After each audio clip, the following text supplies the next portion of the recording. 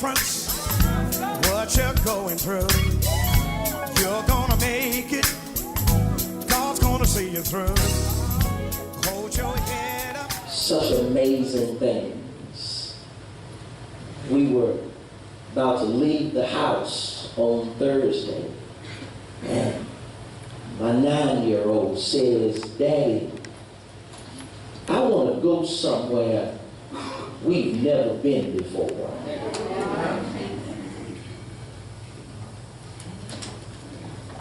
I said, "Why?" "Because I want to try something new." It dawned on me, Dr. Hanks, that we go to the same places because we know what to expect when we get there. So to keep from trying something new, we do the same thing over and over again. I've eaten at Pappadeaux's so many times that I know things that are not on the menu that I can still order, because when I want to go somewhere, that's where I go, and I don't want to be disappointed. At least I know what I'm going to get to where I'm going. But I wonder how many of us are missing out on the rich blessings of God because we always want to do what we've done yesterday and the day before. How can you experience the new if you keep doing what you always did? So I want to ask a question. Who's going to do something new?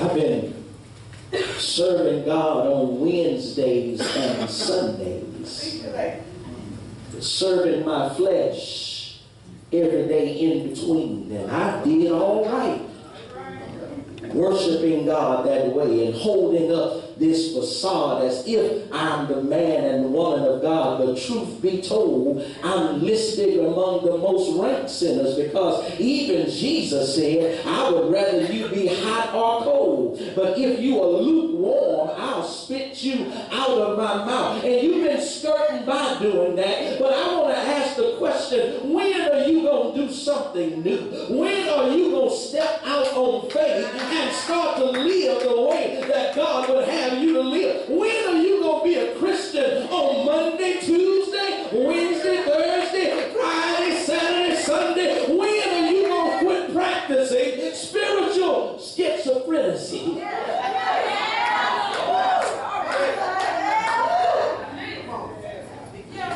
Yeah.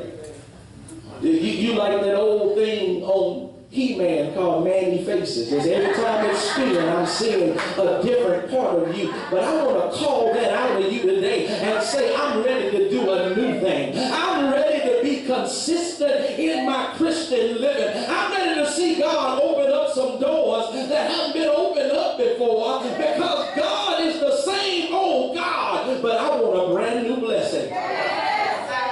So we're in the car now. I said, we're going to go this way. He said, no, don't go that way. That's the way we always go. We know what's that way. Let's go another way so that we can find something that we have. I'm telling you, I'm preaching to somebody right now, because the thing is, you keep going where you always go, and that's why you keep getting what you always get. But if you decide I'm going to go a different way, then you'll run into some things that you've never seen before. Just tell your neighbor, I don't even care if it's not what I want. I want something new.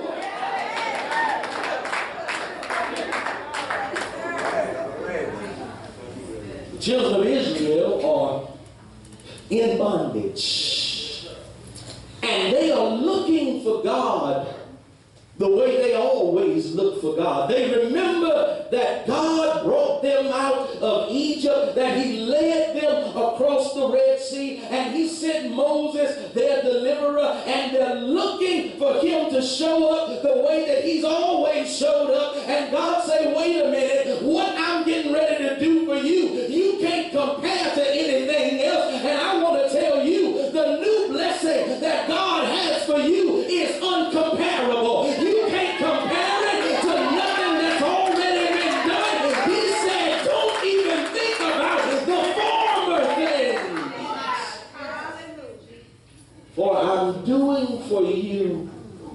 a new thing. All right. And Brother Calvin, I grew up in Galena Park, Texas, small place, small population. And I vividly remember my grandmother used to come home about 4 o'clock. So what I'd do is I'd run up to 2nd Street because she would drive in on Clinton Drive, go down to Galena Manor, make a left into the neighborhood, heading towards Sage Drive, and I would meet her on 2nd Street because 2nd Street was close to the corner store. I'd wait for her to pass as if I didn't know what I was doing, and then I'd stop her and say, Grandma, I need money to go to the store. I stood out there one day, 4 o'clock had passed, 4:30 had passed, and I didn't see grandmother. I couldn't figure it out, Calvin, until I walked to the house, and there her car was in the driveway. She had decided I'm not going to go Clinton Drive and go down Galena Manor. I'm going to take Clinton Drive to Fidelity Road. I'm going to go to Golden and 9th Street and kick a right and make my way back to Sage. And I'm just trying to tell you, I missed out on my blessing because I was looking for her to come one way and she came another way. I want you to know sometimes God goes another way. You looking for him to bless through that job. God don't need that job to bless you. He can make a stranger walk up and bless you because God knows how to come another way. You looking on the 9 to 5 and God say, I'm going to make you an entrepreneur. Stop looking for God to show up in the same old usual way. Tell your neighbor, I want something new. He says the things that I'm getting ready to do are uncomparable. Here's how we get ourselves in trouble. What's that you got? Yes, sir. I want to watch like he got to watch. He got a wife, I want a wife. He driving a Mercedes, I want to drive. How come I can't have what they have? And then here's what you do. You go to them and you say, Brother Calvin, I see you got that Cadillac Escalade. How did you get that? What dealer did you go to? What finance company did you go to? I don't know why you asking them all that. That's God's plan for his life. And you're going to get yourself all frustrated trying to do what somebody else did. But what God has for you is for you. You can't compare it. It's a new thing.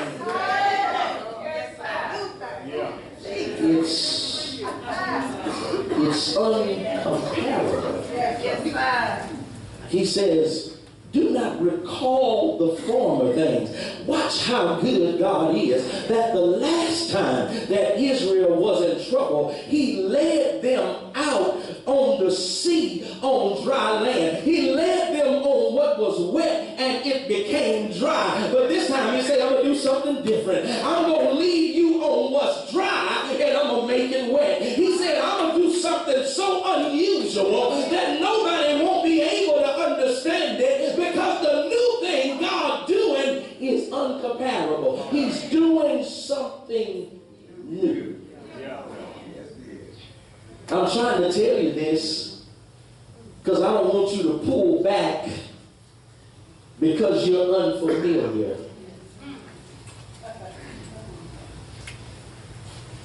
God is leading you to new areas in life and you pulling back because you're saying, wait a minute, this is not how he did it last time.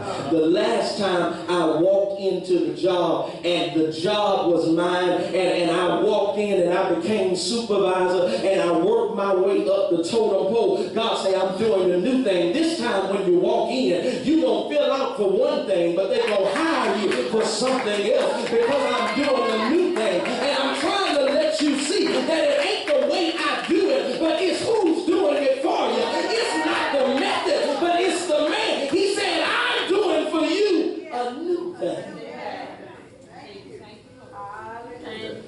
It's uncomparable but it's also unable to be duplicated. What God is about to do for you, stop telling your friends that he's going to do it for them.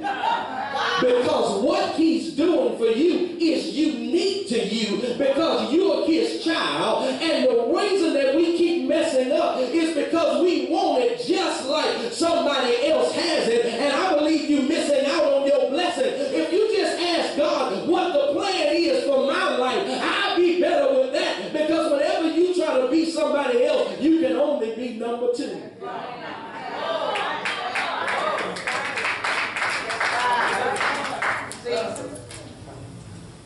My kids will come to me every once in a while.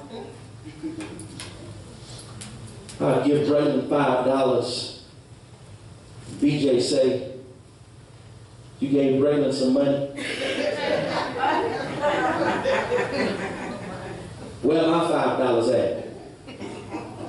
I say, good. Here's the $5. I was going to give you $10 because